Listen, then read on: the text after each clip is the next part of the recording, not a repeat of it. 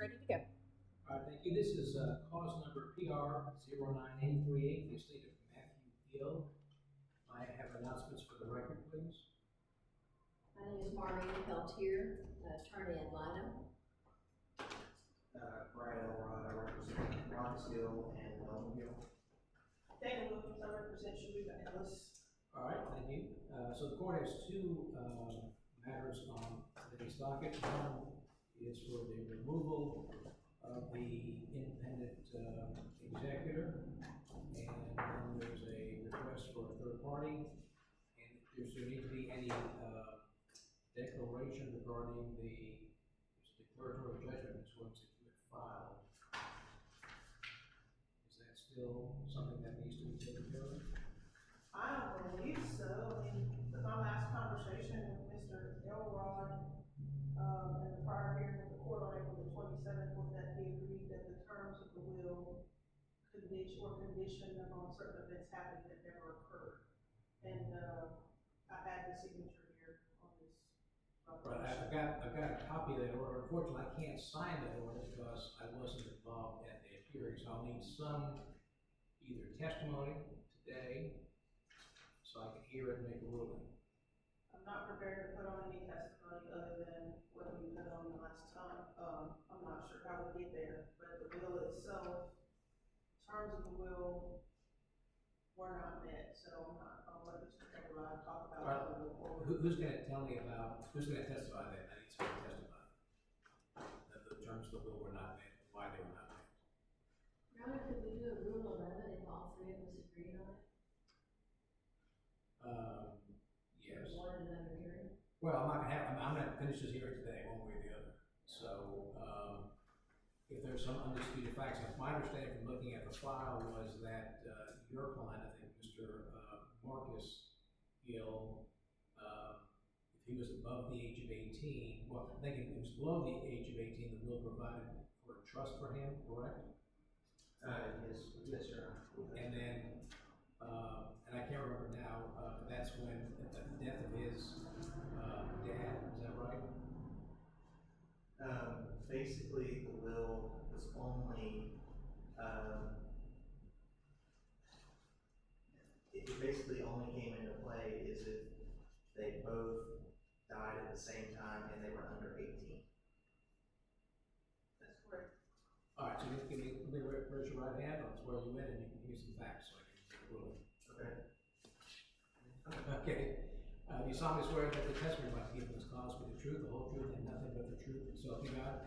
Yes, Your Honor. All right, please proceed. Elrod, this is what we did.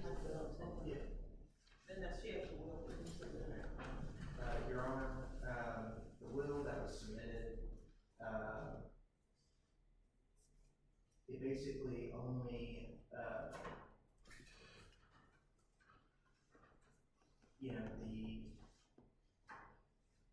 section 1 said of the will is our will, and we hereby direct that the survivor of us shall have all the estate of one of us who is the first to die. Section 2 is really the, the permanent section. It says, if our deaths occur simultaneously or under circumstances that the survivor could not be or is not clearly determined, or as a result of a common disaster within the space of 21 days from each other, then we give, devise, and bequeath our entire estate equally to our children, Marcus Dion Gill, and Nettleton Todd Gill, share and share alike. Such distribution to be per service and not per capita, their respective heirs and sons forever. So, they did not die within 21 days of each other, Your Honor. That's not a disputed fact. I don't have the actual dates currently in front of me. But I know that they died in separate years. So based on that, then we don't feel like there's basically there's no beneficiary under the will, or the will's invalid, I guess, in that sense. And if I may state, I've advised my client that, yeah,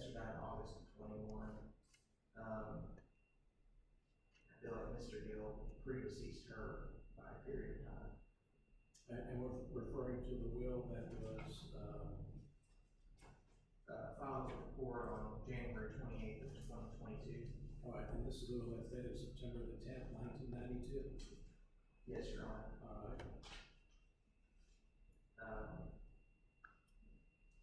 And also for the record, I've advised my client, and, we're in agreement that, to proceed, to remove him as a party and proceed under a third-party administration. All right, and that's something that your client has authorized you to state on the record that he, is he declined to serve, or are you asking the court to remove him?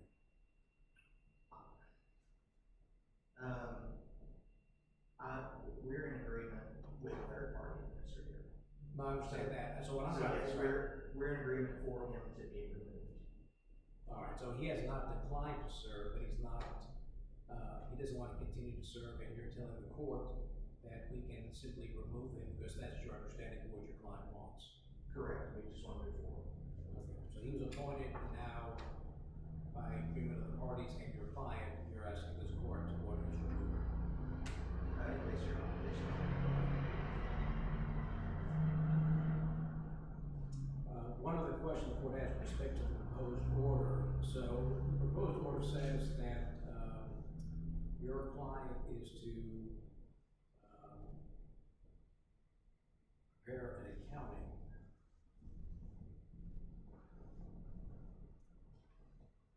Is he prepared to do that?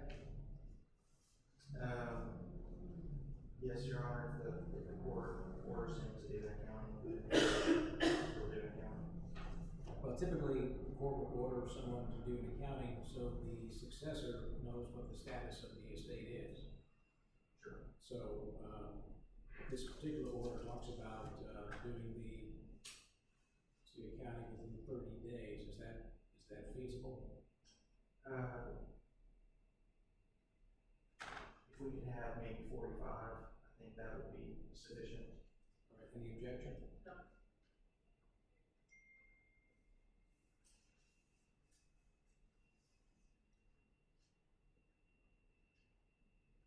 Okay, and the accounting will be the accounting that will be done typically by an executor pursuant to the Texas Estates Code?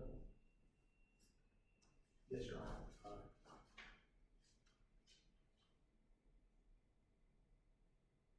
All right, and then the clerk is going to be instructed to cancel all letters. Does your client have any letters left? I'm not sure. All right, so the order also requires that he surrender any letters that are issued to him. Did you find out, if he has any, and then if he has to surrender them to, and then in terms of what language do you need to have in there that the letters that, are canceled, is this sufficient for your purposes here? Yes, sir.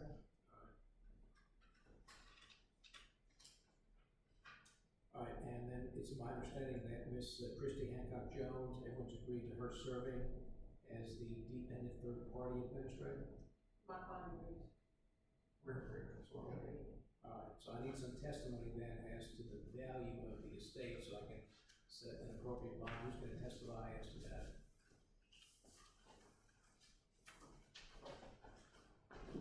I guess it probably needs to be me, Your Honor. All right. So I don't need to know, the value of real estate, but I do need to know is the value of liquid assets and then personal property. Your Honor, based on my recollection,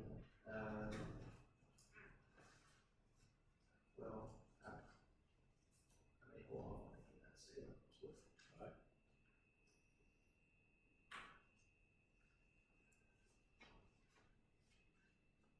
Somebody have a readily available. Inventory? Yes. Yes, sir. Thank you. My internet is down today, so I did not get everything pulled up, so I'm trying to search through my excluding, real property, the inventory that my client submitted, household furnishings of $60,000, that may be, a little high, I believe. Motor vehicles, there were 3 motor vehicles, one being a 2016 Buick 4-door vehicle, valued at $11,000. The second vehicle being a 2019 GMC Sierra, 1500, 4-door truck, valued at $37,000. Third vehicle, a 1988 Lincoln Town Car, valued at $12,000. Cash, a checking account with value of $35,150 at Citizen State Bank. 35,150?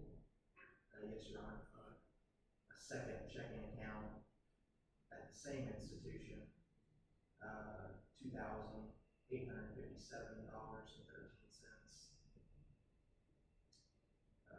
Miscellaneous items, a Kubota tractor, valued at about $12,000. An old homemade trailer that was worth about $500. We listed the estate, at about $416,000. That was inclusive of real estate. The real estate, 2 parcels, one being $113,032, the other being $133,144. So, so just a little south of $200,000, is what we, and that's probably on the high end of the legal estate.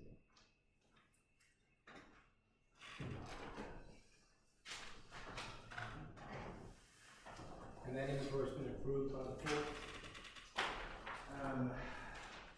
To my recollection, yes, Your Honor. That was prior to my. Correct, yes. All right, hold on a second.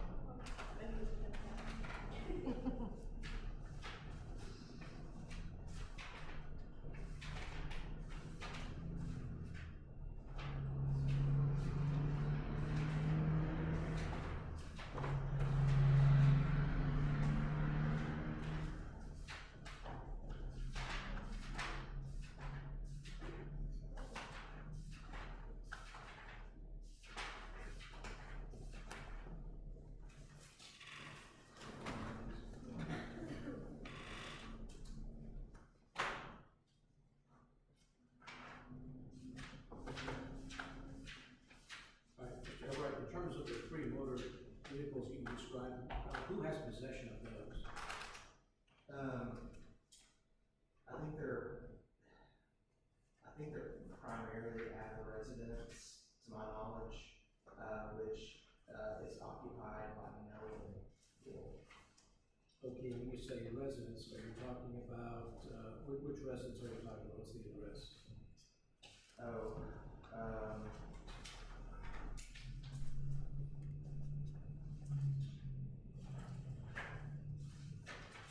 Your Honor, I believe it's, I don't have the exact address, but it's on Magnolia Street here in, Louisville, Texas. Or Magnolia Court.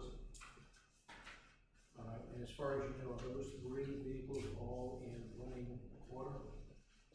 I'm not aware of their position, Your Honor. Who has the keys? I'm sure they're between one of my clients. I would believe Melvin, I'm not sure. Okay.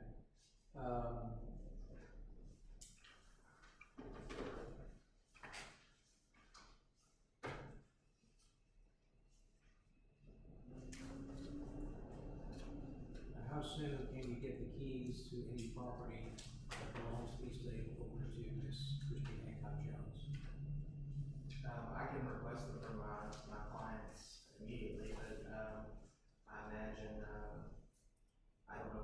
status is as far as their electricity or funds right now. I understand. It's gonna be, if I could have a 10 days to 2 weeks.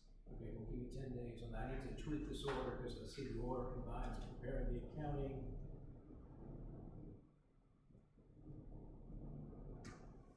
Okay, and this zone meeting, you had mentioned the, that zone.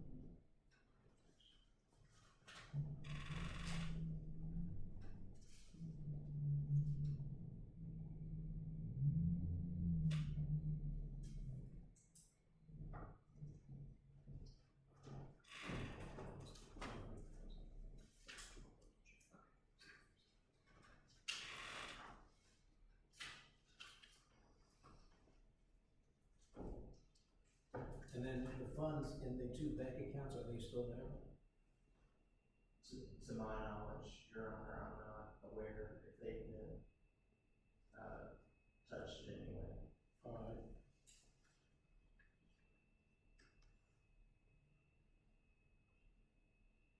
How do you propose, I mean, the accounts, are they, state accounts, or are they still in the name of the decedent? In the name of the decedent. Okay, so Ms. Jones, how do you propose that, you get custody of those two accounts at Citizens State Bank?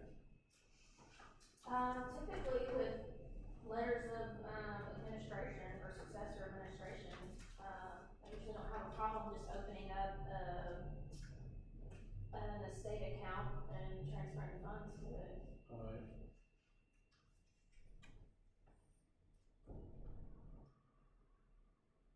I typically do on my banking at First National in Livingston unless the court wants the money to stay in Tyler County. Oh, there's First National here. Is there? Yes. I did not know that. Well, I'm gonna leave that up to you, as to where the funds need to go, but they should be placed into an estate account. Obviously, it'll be in your name as the dependent, administrator. All right, let me just change this order then.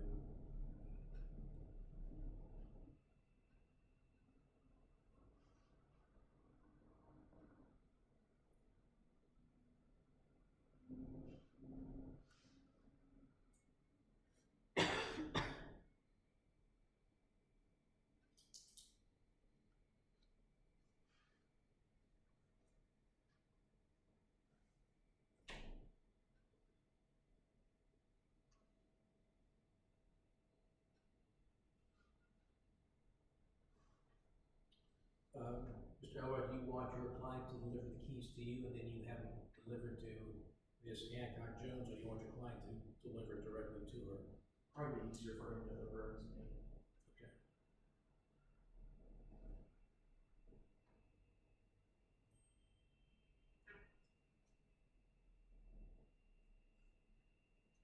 And other than, the keys to the vehicles, does he have any other property, estate property in his possession? I assume the tractor is at the tractor and the trailer are at the residence. So those may be in Elvin's possession. All right, but he's okay, I'm gonna order him to Yeah. have it delivered.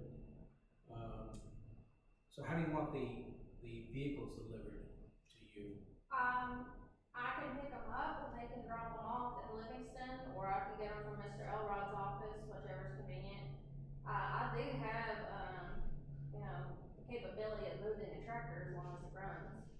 I guess my preference would be, since we're moving Mr. Gill and appointing you to serve, I'd rather you make the arrangements to get the property, since I'm just kind of always concerned when I remove someone and they're in property, particularly if it's motor vehicles, if they get into a car wreck or something, that's not a good thing, so I'd rather you make the arrangements. You can get the keys, deliver the keys, and then make arrangements to get the vehicle secure in the track, whatever you need to do, all right? Yes, sir.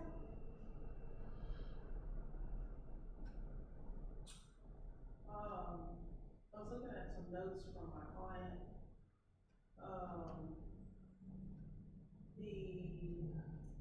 There were two other vehicles that I brought to the court's attention before you were appointed judge. Apparently there's a 1964 Ford, and I'll have to provide Ms. Hancock Jones with that VIN number, and there's also a black Wheelie truck that was belonging to Mr. Matthew Gill. And then as far as the bank accounts go, my understanding is that they were paid to my client as, POD, the two accounts at Citizen State Bank. All right, is that your understanding, Mr. Elrod, too? And there's another account with the value unknown where Mr. Gill is the owner, and I have that account number, 157818 at Citizen State Bank. All right, so all those three accounts and the three bank accounts, the two that Mr. Elrod mentioned, the one that you just mentioned, Ms. Williams, they all pass by, beneficiary designations? No, not the last one. The last one is in the name of the decedent with no beneficiary. All right, do we know how much money is in that account? We do not. Is there any way to find that out so I can set the bond? Not by my client, maybe Mr. Gill can find out, as he's in the loop. Mrs. Hancock Jones is gonna have to find that out. I don't know. All right, Where are the statements going? Mr. Marcus, I think, Jones or Marcus. Probably one of the residents from Melbourne resides. all right, so then to be clear, then the $35,150 checking account, that was payable to whose client? Mine, Sharika Ellis. All right, and then the $2,800 and change, second account, was that also paid to your client? That's my understanding. All right, and then the third account is the one that Ms. Hancock Jones needs to investigate? Yes, And where is that account the located? same name, Citizen State Bank. All right, so we're off record, you have the account number? I do. All right, we can give it to her then. All right, let me just go ahead and finish this order then.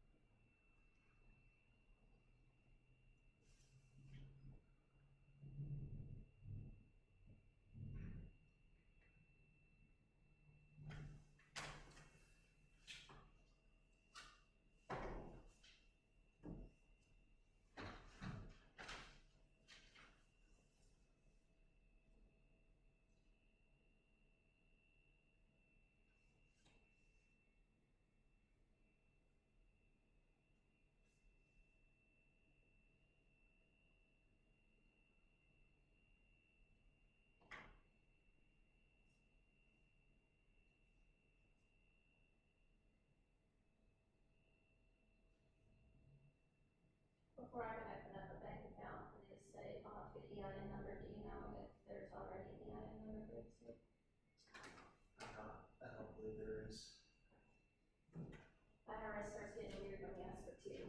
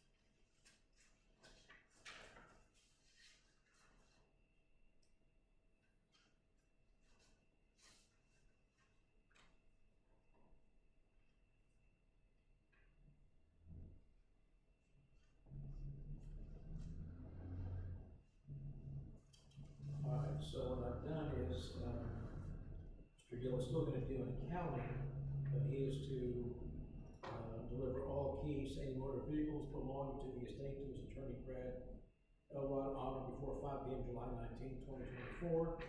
It is further ordered that attorney Brad Elrod shall deliver the keys to Christy Hancock Jones, who shall take physical possession of all estate vehicles and obtain the appropriate amount of insurance for each of the vehicles. Assuming that you're not gonna be driving the vehicles, but you need to get whatever casualty and coverage you need to make sure the property is secured, for its fair market value. I didn't put a date for you to do that, I'm assuming that both of you can work that out together. And in terms of, and to the extent your client has any other estate property, let's find out what it is and then make arrangements to either get it to Miss Hancock Jones or let her go get it, whatever it may be.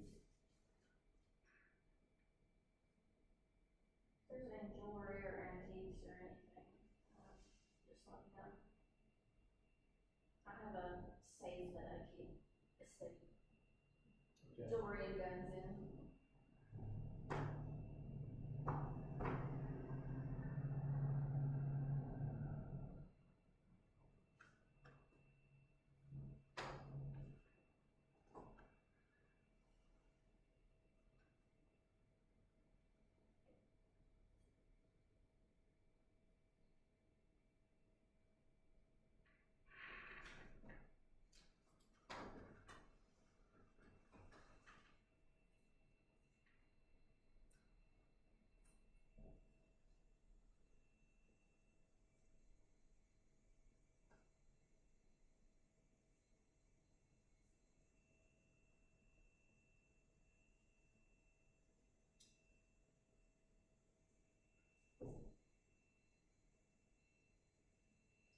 And Joe, I will be out of town next week.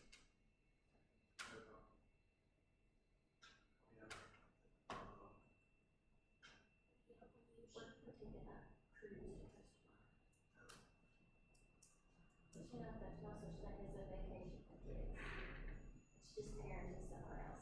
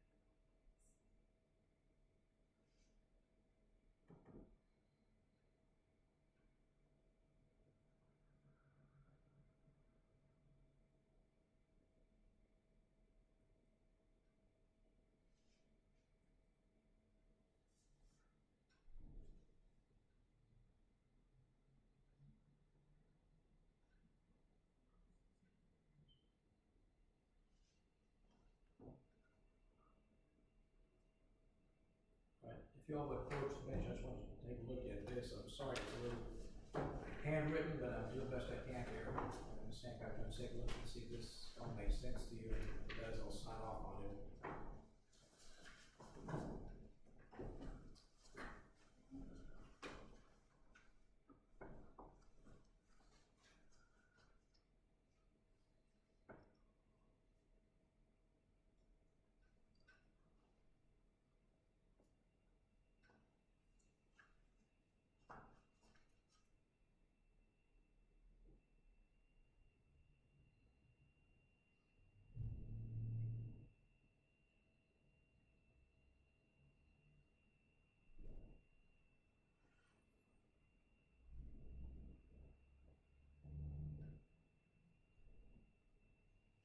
So this is just the order removing, not the order appointing? I think it includes the appointment. Okay. If it doesn't, I've got a separate order. I just didn't see the bond anywhere. No, it's on this map, sorry. I think I referenced you, but it'll be this order appointing you. I've got it in the second order here. I come up with approximately $132,500 of personal property that needs to be bonded. If somebody wants to check my math, I'm fine with that. sell the real estate? That's my client's position. Yes. Okay. Yeah, they don't discuss my client's position. Okay, wants to buy it. Well, what's up, what to do?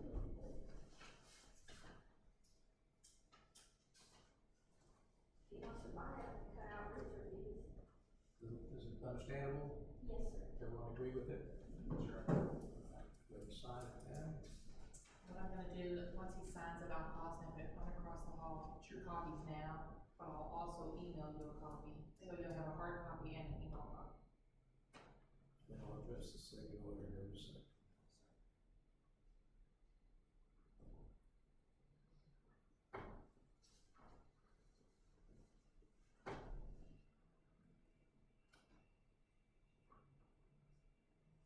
Then, Ms. Hancock Jones, is that how you go by, Hancock Jones? I'll answer either or both. Well, you have a preference? Hancock Jones is fine. All right, so if you, need to file any motions for the court's approval, as long as there's no objection, I can do it by submission. I don't know, where do you office? Livingston. Okay, so unless there's some reason to have a hearing on those things, I would just propose we do it by submission. And if we need to have a hearing, when there's a motion to sell property, whatever you need. I like both these lawyers, we get along. I haven't met you yet. We can get along. I'm busy. Alright. It's fine.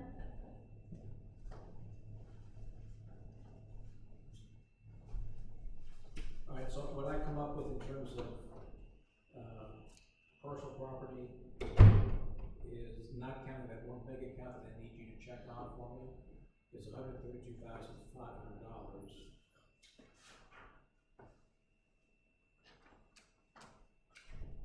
That includes $60,000 of household bill, that may be high, but that's the information I got. Sure.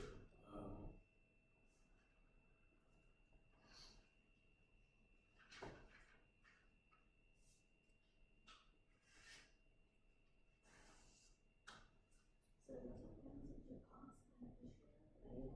How do you say? That's our position. The legal spouse and the legal outside. No.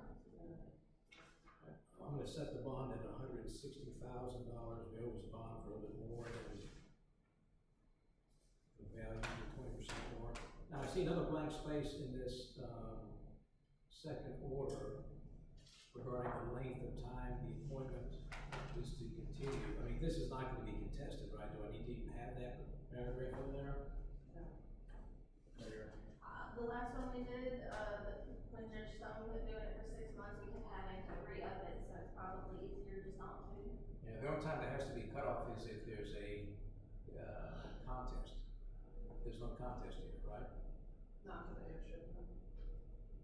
Or to her appointment. No.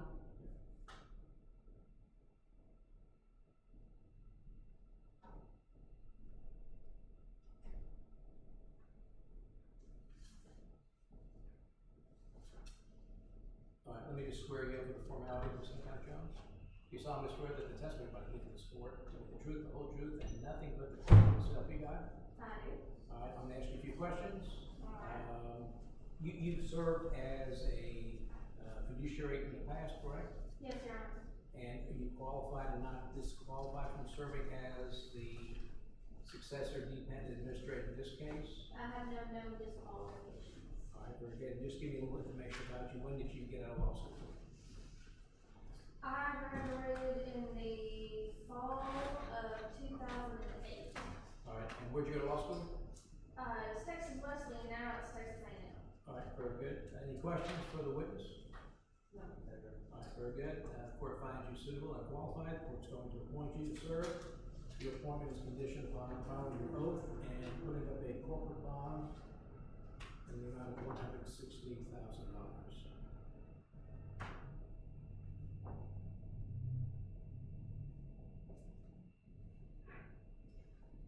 All right, thank you very much. Thank you. And then how soon do you think you can get, an updated inventory? So I need you to check on the bank account to see if the bond needs to be increased. Well, once I get the inventory from his client, I'll have a basis to start with, and at least know what I'm looking for. As soon as I have that, I'm gonna say a week. I'll set a status conference, we'll do it by Zoom. Maybe 2 months from today, we'll get a date before you go, okay? That's sufficient time. Yes, sir. And Jay, we already had a status conference held for August the 12th, the same time at 10 o'clock. We need to change that one? What, on this case or something else? It was this case. I don't think August 12th is gonna give enough time. I'll cancel that one. All right.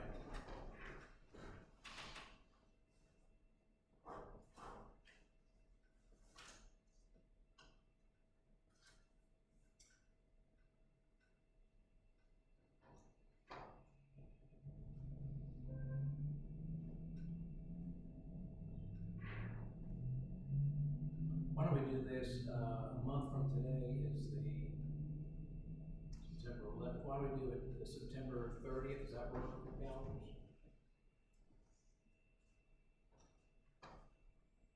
What time? Morning or afternoon, I'm flexible. We can do it at 10 or we can do it at 1:30. I don't have any other appointments scheduled that day yet. I actually have a jury docket, in Liberty County that morning.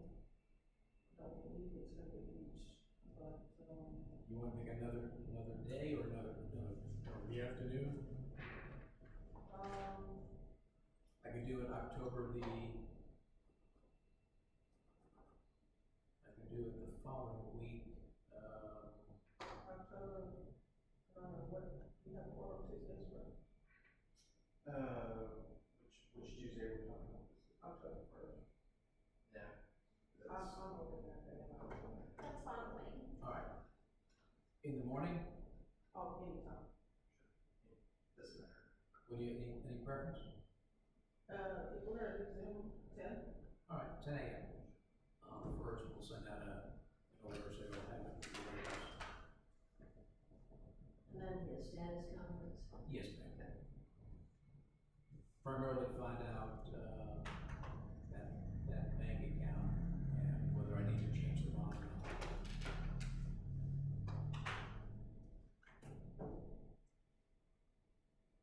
And, let's see, Jones, if there's something you want, some motion that you wanna have filed, you can file it here on that same day, if you so desire. If you don't, that's fine too. Thank you, Your Honor. All right, anything else, folks? One thing that I would like to bring up, and we can wait until the status conference in October, there were 8 heirs originally born in the marriage that were known, and I found 3 more. So, and I have cost and the procedure for doing a DNA test, but it's I'm gonna need a check for about $2,310 to give to LabCorp, and the attorneys here are aware of that, so, but we've gotta have funds to pay them, so I don't think we can do anything until Christie gets the bank, control of the bank account. All right, so you're saying that there might be more errors? I think 11 is it. Okay, so It was 10, yeah. Yeah. okay, so you're just saying you need money to pay expenses that already occurred? Just send me an invoice and, I'll submit it for billing. All right, that's fine. But that'll be after you get control. All That right. could be within about. Anything else? Okay. Just to bring you up to date, Ron, the attorneys have agreed with me on that, we will do DNA testing on everyone. Okay, There are children born in marriages that are presumed, and that Mr. Gill is on those birth certificates, but all of the children will not agree on everybody being, on just some being tested, so my advice is, my suggestion, my request is that we DNA everyone, and they're okay with that. so some people are not accepting the birth certificate? Well, I guess if you all agree with it, fine. Yeah. We usually go by a birth certificate, but And- there's a and- reason. and presumption of children of the marriage too, but there's just, I think it'd be better for everybody to get a DNA test to everyone. Okay, so you Because said even that, one of the youngest child of the first marriage, one of the children can test her, then there's another child born during the marriage, but after they were separated, and she's on the birth certificate, but that's not really her, it gets complicated, so I think we're gonna just, we agreed that we'll do DNA test on everyone, it's $210 a person. Alright, so you'll submit to the board an agreed motion and order? When, you know, as we, Alright. as funds become available. Surely nothing could go wrong with DNA testing 10 people. Okay, but other than that, you think you've located all the heirs of this family? I spent many hours talking to all of them, and I found two that Marcus believes are children, and then I found another one that that was not listed in the place, but, yeah, I think I found them. Alright, I very good. talked to everybody, there's nobody, I talked to uncles, I talked to two of the uncles, and I think, even talked to the other one in prison, okay, Okay. Alright. Anything else? that's it. Alright, thank you very much.